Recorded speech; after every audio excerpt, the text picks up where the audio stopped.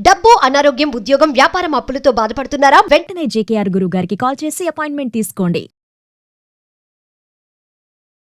అమ్మ మామూలుగా ఎవరైనా సరే ఒక ఏజ్ వచ్చిన తర్వాత 20 ఏళ్ళ అమ్మాయి ఇలా ఉండాలి, 30 ఏళ్ళ అమ్మాయి ఇలా ఉండాలి, 40 ఏళ్ళ అమ్మాయి అలా మనం ఏజ్ వైజ్ చూసుకుంటే ఈరోజు మాత్రం ఖచ్చితంగా 50 ఏళ్ళు దాటిన స్త్రీ ఎలా ఉండాలి? ఎందుకంటే కొంతమంది సింగిల్గానే ఉంటారు, మాకు బాగుంది కదా, మాకు కాళ్ళు చేతులు బాగున్నాయి, ఎవరిపైన డిపెండ్ అవ్వాల్సిన అవసరం లేదని పిల్లల దగ్గరికి రాని పేరెంట్స్ చాలా మంది ఉన్నారు.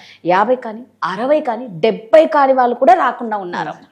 సో 50 దాటిన వాళ్ళు ముఖ్యంగా స్త్రీలు ఎలా ఉండాలి?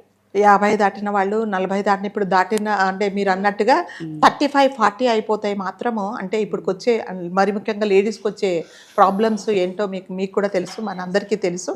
అమ్మాయిలకు అంటే పెద్దవాళ్ళు అయిన తర్వాత ఎటువంటి ప్రాబ్లమ్స్ వస్తాయి మనందరికీ తెలుసు అండి. కాబట్టి మీరు అంటే ఒక ఏజ్ లిమిట్ అంటే 40 ఏళ్ళు వచ్చిన తర్వాత కొంచెం ఓపిక ఉంటుంది, కొంచెం ఉంటుంది. సో 50 సంవత్సరాలు వచ్చిన తర్వాత కంపల్సరీగా నేనే నాకే అనేది మాత్రం కంపల్సరీగా ఉండాలండి ఆడవాళ్ళకి మాత్రం.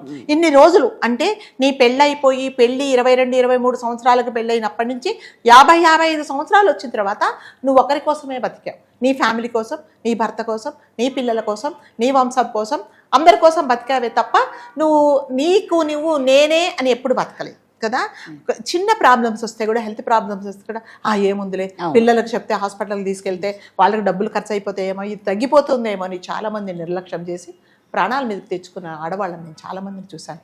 55 సంవత్సరాలు వచ్చిన తర్వాత మళ్ళీ చెప్తున్నా నేనే నాకే ఓకే, ఇది నా కోసమే నేను ఉండాలి, ఇది నేనే అని మీరు అనుకున్నప్పుడు నేను అని మీరు అనుకోండి. నాకేంటి, నా భవిష్యత్తు ఏంటి, రేపొద్దున మూలబడితే ఏంటి అనేది కుటుంబ తాపత్రయం అనేది వదిలేసేయండి. 55 సంవత్సరాలు వచ్చిన తర్వాత మనకున్న పిల్లలు వాళ్ళు పెద్దవాళ్ళు అయిపోతారు, వాళ్ళ ఓన్ డెసిషన్స్ వాళ్ళు తీసుకుంటారు, వాళ్ళ సంసారం వాళ్ళకు ఉంటుంది. ఎంతసేపు వచ్చి నా పిల్లలు వాళ్ళకి సంపాదించి పెట్టాలనేది వదిలేయండి. వాళ్ళు ఇప్పుడు ఇంకోటి ఏంటంటే మీరు సంపాదించి పెడితే వాళ్ళు తీసుకునే పరిస్థితుల్లో 80% 90% వాళ్ళు లేరు. వాళ్ళ లైఫ్ వాళ్ళకి ఇదివరకు ఏమిటంటే 18-19 సంవత్సరాలు రాగానే అమ్మ నువ్వు పెళ్లి చేసుకోగానే తలకాయ ఉంచుకొని తాళిబొట్టు కట్టించుకుంటే వాళ్ళు. ఇప్పుడు కాదండి, 30-32 సంవత్సరాలు అయిన తర్వాత కానీ ఒక ఇల్లు, ఒక కారు, ఒక బ్యాంక్ బ్యాలెన్సు, దాని తర్వాత అంత అయిన తర్వాత కానీ పెళ్లి చేసుకుంటున్నారు. మరి ఇప్పుడు వాళ్ళకి తెలుసు కదా వాళ్ళ భవిష్యత్తు ఏంటి, వాళ్ళంతా ప్లాన్ చేసుకున్నారు. మీరెందుకు ఈ ఏజ్లో ఎందుకు తాపత్రయపడతారు? అయ్యో మా అబ్బాయి ఇంకా ఆఫీస్ నుంచి రాలేదని ఒక పిచ్చి తల్లి ఎదురు చూస్తూ ఉంటుంది. వాడు అక్కడెక్కడో తినేసి వచ్చింటాడు, ఈవిడ మందులు వేసుకోకుండా ఎదురు చూస్తా కదా, తినేసి వచ్చింటాడు. మా అమ్మ అయ్యో నేను తినకపోతే మా అమ్మాయి ఎదురు చూస్తుందో, నేను వెళ్ళిపోవాలి అని కూడా అట్లీస్ట్ ఫోన్ చేసి కూడా అమ్మ నేను ఇక్కడ తినేస్తున్నానని చెప్పట్లేదు. ఎందుకంటే ఏదో పార్టీ ఉందని. ఎస్, వాళ్ళ ఫ్యామిలీ అది, వాళ్ళ అంటే సర్కిల్ అది అట్లాగే ఉంటారు. కాబట్టి పెద్దవాళ్ళు అయిన తర్వాత పిల్లల గురించి పట్టించుకోవడం మానేసేయండి. వాళ్ళ కోసం ఆస్తులు వద్దు. మరీ చెప్తున్నాను, మీ బ్యాంకులో అట్లీస్ట్ ఒక 3 లక్షల రూపాయలు మీకోసమే, ఇది అంటే మీరే సర్వహక్కులు ఉండేలాగా పెట్టుకోండి. మీకు అవసరమైతేనే మీరు డ్రా చేసుకుంటే హక్కు పెట్టుకోండి. ఏముంది మా వాడు కదా, మా వాడు ఇస్తాడో ఇయ్యలేడో చెప్పలేము, అందరూ కాదు. కొంతమంది పిల్లలు ఎందుకమ్మా నీకేం అవసరం ఉన్నది, పెన్షన్ డబ్బులు కూడా తీసుకొని వాళ్ళకి అవసరం ఉన్నా కూడా ఇవ్వకుండా మందులు కొని తల్లిదండ్రులను చూసామండి. ఎందుకంటే నా పిల్లలే కదా, నా పిల్లలు నన్ను మోసం చేస్తారని ఒక తల్లికి ఒక పిచ్చి నమ్మకం. ఆ నమ్మకాలు పెట్టుకోకండి. మీ అకౌంట్లో మీరే పెట్టుకోండి. నిజంగా భగవంతుడు మీకు మంచి హెల్త్ ఇస్తే మీరు మీ పెళ్ళైనప్పుడు అంటే మీ వారు ఉన్నప్పుడు, మీ పిల్లలతో ఉన్నప్పుడు మీరు ఏది అనుభవించలేదో చక్కగా అంటే దేవుడు మీద నమ్మకం ఉంటే గుళ్ళకి వెళ్ళండి, ఫ్రెండ్స్ సర్కిల్లో తిరగండి, దాని తర్వాత మీకు కావాల్సినది కొనుక్కోండి, కావాల్సినట్టుగా మీ ఫ్రెండ్స్తో ఉండండి. నిజంగా ఈ 55 సంవత్సరాలు దాటిన వాళ్ళు ఎన్ని రోజులు గడిపారంటే ఎంతసేపు సంసారమే అంతే. ఇప్పుడు ఇక్కడ బ్రేక్ఫాస్ట్ రెడీ అవుతుంటే మధ్యాహ్నం భోజనం గురించి ఆలోచిస్తారు, మధ్యాహ్నం భోజనం రెడీ అవుతుంటే రాత్రి గురించి ఆలోచిస్తారు, రాత్రి ఇంకా పడుకొని కళ్ళు మూసుకొని అయ్యో బాబాయ్ 12ంటికి అయ్యో పప్పు నానబెట్టలేదే, నేను పోయి తొందరగా పప్పు. ఎంతసేపు అదే పిల్లల బట్టలు, పిల్లల ఇస్త్రీలు, ఇవన్నీ కాదు. మరి నువ్వేంటి, నీ ఆరోగ్యం ఏంటి, రేపొద్దున నువ్వు మూలపడితే ఎవరు చూస్తారు అనేది ప్రతి ఒక్క స్త్రీ ఆలోచించుకోవాలండి. లేకపోతే మాత్రం ఏమవుతుందంటే పిల్లలకు టైం ఉంటే చూస్తారు, లేకపోతే లేదు. ఇంకొకటి ఏంటంటే ఇండిపెండెంట్గా బతకడం నేర్చుకోవాలండి. ఆడవాళ్ళు మాత్రము అంటే హెల్త్ ప్రైవేట్ చేస్తే నేర్చుకోండి, కొన్ని అప్డేట్స్ నేర్చుకోండి, ఒక క్యాబ్ బుక్ చేసుకోవడం నేర్చుకోండి, కంపల్సరీగా నేర్చుకోండి. ఆ అకౌంట్కి వెళ్ళి మీ అకౌంట్ ఎట్లా డ్రా చేయాలో నేర్చుకోండి. తర్వాత ఆన్లైన్లో పేమెంట్స్ ఎలాగా అవి నేర్చుకుంటే పిల్లల మీద ఆధారపడకుండా ఉంటుందన్నమాట. ఎంతసేపు వచ్చి క్యాబ్ ఏమండి బయటకు వెళ్దాం, లేదండి మా అబ్బాయి రాలేదండి, నాకు క్యాబ్ బుక్ చేసుకోవడం తెలియదండి. వాడేమంటే అమ్మ ఇది కూడా రాదా నీకు అంటాడు.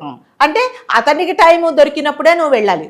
మరి నీ కోరికలు ఎప్పుడు చెప్పండి ఎక్కడికైనా వెళ్ళాలి అంటే. సో ఇవన్నీ కంపల్సరీగా నేర్చుకోండి, కొన్ని చిన్న చిన్న నేర్చుకొని మీ ఆరోగ్యం మీరు చూసుకోండి. కంపల్సరీగా ఇంటి గురించి, ఇంటి పిల్లల గురించి, మీ పిల్లల గురించి తాపత్రయపడకండి.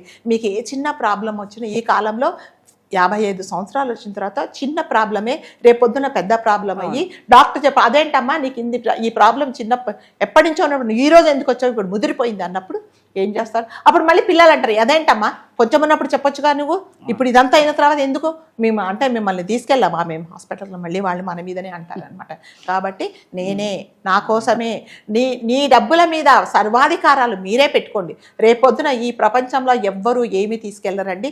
మనం పోయిన తర్వాత ఏది ఉన్నా కూడా చిన్న దారంతో సహా అన్నీ వాళ్ళకే, మనం ఏమీ తీసుకెళ్ళాం అంతేనా. మీరు రాసినా రాయకపోయినా రేపు వీలునామా రాయకుండా మీ పిల్లలకే వస్తుంది. అది ఎవరు పక్కన వాళ్ళు తీసుకోరు. ఎందుకు వాళ్ళ గురించి తాపత్రయం?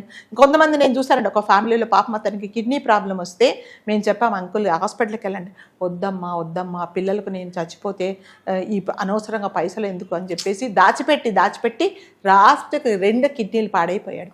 పిల్లలు అనుభవిస్తున్నారండి ఇప్పుడు కోట్ల ఆస్తులు. ఎందుకంటే పిల్లల కోసం నువ్వెందుకు అంత బలి కావాలి? అందుకని ప్రతి ఒక్కరికి నేను దయచేసి చెప్తున్నా, అంటే మగవాళ్ళు కానీ ఆడవాళ్ళు కానీ నా కోసమే, నా హెల్త్ కోసమే అనేది ఇంకెప్పుడు మన కోసం మనం ఎప్పుడు బతుకుతాం చెప్పండి? స్వార్థంగా బతకాలి. రేపొద్దు అంటే పిల్లలకు ఇవ్వకుండా ఏం చేస్తాం చెప్పండి? పోయిన తర్వాత ప్రతి ఒక్కటి పూచిక పుల్లతో సహా పిల్లలకే వస్తుంది. మీరు వీలునామా రాసినా రాయకుండా లీగల్గా వాళ్ళే మీ పిల్లలు వాళ్ళకే వస్తుంది, భార్యకు వస్తుంది, పిల్లలకు వస్తుంది. భార్య పోతే భర్త ఆస్తులన్నీ వాళ్ళకే వస్తాయి. ఇంకెందుకు చెప్పండి ఈ తాపత్రయం? ఇంకొక బిల్డింగ్ కట్టాలి, ఇంకొక ఫ్లాట్ కొనుక్కోవాలి, ఇంకొక స్థలాలు కొనుక్కోవాలి, పెన్షన్ డబ్బులన్నీ ఆ పెన్షన్ డబ్బులతో కూడా మళ్ళీ కొంటారు వీళ్ళు. అందుకని అసలు వాళ్ళు వెళ్ళిపోయినా కూడా ఎంతెంత ఉంటుందో వాళ్ళ పర్సులలో కానీ, అవునండి చాలా దాచుకుంటారు, డబ్బాలలో కానీ, బీర్వాలు వాళ్ళ బట్టల కింద కానీ, పిల్లల కోసం, మనవాళ్ళ కోసం, మనవరాళ్ళ కోసం వీళ్ళ డబ్బులు వీళ్ళ మందులు వేసుకోకుండా ఇప్పుడు ఈ యంగ్స్టర్స్ అందరి వాళ్ళ భవిష్యత్తు వాళ్ళు చూస్తున్నారండి. తప్పకుండా వాళ్ళకి ఇప్పుడు ఫైనాన్షియల్ ప్లానింగ్ మనకంటే అంటే పెద్దవాళ్ళకన్నా పిల్లలకే బాగా తెలుసు అండి. వాళ్ళు అన్ని ప్లాన్ చేసుకున్న తర్వాత, ఒక ఇల్లు కొనుక్కున్న తర్వాత, ఒక బ్యాంక్ బ్యాలెన్స్ ఉన్న తర్వాత, ఒక కారు కొనుక్కున్న తర్వాత పెళ్లి చేసుకుంటున్నారు. మరి మా అప్పుడు పెళ్లిళ్ళు చేసుకోవాలి అంటే చెప్పగానే చేసుకున్నాం అంతే. ఆడికి ఉద్యోగం ఉందా, పాడుందా, ఇంకొకటి ఉందా ఏమీ తెలియదు, మాకు చేసుకున్నాం. కానీ ఇప్పుడు చేసుకోవట్లేదు. నిజంగానే ఇది మంచిదే. మరి అట్లాంటి పిల్లల కోసం మీరెందుకు అంత తాపత్రయపడతారు? ఎంతసేపు మందులు వేసుకోకుండా ఇంకా మా వాడు రాలేదే, మా కొడుకు రాలేదే, మా కూతురు రాలేదే అనంటే నీ ఆరోగ్యమే పాడైపోతుంది. మళ్ళీ వాళ్ళు చెప్పే మాట వినేంత టైం కూడా వాళ్ళకు ఉండదు. పోనీ స్పెండ్ చేయడం, రాగానే ఏం నాన్న ఇంత లేటుగా వచ్చావు, నిన్ను ఎవరు ఉండమన్నారమ్మా, నువ్వు మందులు తిని నీకు తెలీదా, మందులు వేసుకొని తిని పడుకోకపోయావా, నీ ఎవరున్నారు నీకు తెలీదా, బయటకు వెళ్ళి మళ్ళీ ఉల్టా వీళ్ళకే మాటలు ఎందుకు చెప్పండి? అందుకని దయచేసి ఒక ఏజ్ వచ్చిన తర్వాత తప్పకుండా మీకోసమే మీరు బతకండి. ఇంకా ఎన్ని రోజులు ఉంటామో తెలియదు. ఇది వరకు అలాగా 100 సంవత్సరాలు ఎవరు లేదు, 50కే లేదు. అందుకని మీ స్వార్థం కూడా మీరు చూక మీ పిల్లలకు కంపల్సరిగా తల్లిదండ్రులుగా మనదే బాధ్యత. కానీ ఫస్ట్ ఒక ఏజ్ వచ్చితే నేను అనుకున్న తర్వాత పక్క వాళ్ళ కోసం ఆలోచించండి. మీరు అన్నది కరెక్ట్ అమ్మా. స్వార్థంతో మాత్రం ఖచ్చితంగా బతకాలి. ఆ ఏజ్ వచ్చిన తర్వాత వాళ్ళకు పెళ్ళైనప్పటి నుంచి వాళ్ళ జీవితాన్ని ధార పోస్తూనే ఉన్నారు. అనవసరంగా కొడుకు కోడల మధ్యలో కల్పించుకోవడము, లేకపోతే అల్లుడు కూతురు మధ్యలో కల్పించుకోవడము, ఇవన్నీ అడగకుండా సలహాలు ఇవ్వడం, ఇవన్నీ ఎవరు వినట్లేదండి. ఇప్పుడు ఎవరు సలహాలు వింటున్నారు? నేను ఎవరు అడిగారమ్మా, మేమేదో కొట్లాడుకుంటున్నాము, కొడుకు కూడా ఒక మాట అనుకుంటే ఇవిడ మధ్యలోకి వెళ్ళిపోద్ది. ఏమైందంటే నీకెందుకమ్మా మేమేదో అనుకుంటున్నాం అంటారు. వీళ్ళకెందుకు? అందుకనే ప్రతి తల్లి తండ్రి కూడా నేను చెప్తున్నా, వాళ్ళు అడుగుతేనే మీ సలహా ఇవ్వండి, లేకపోతే నాకు తెలియదు బాబా అని ఊరుకోండి. అంతే. Thank you.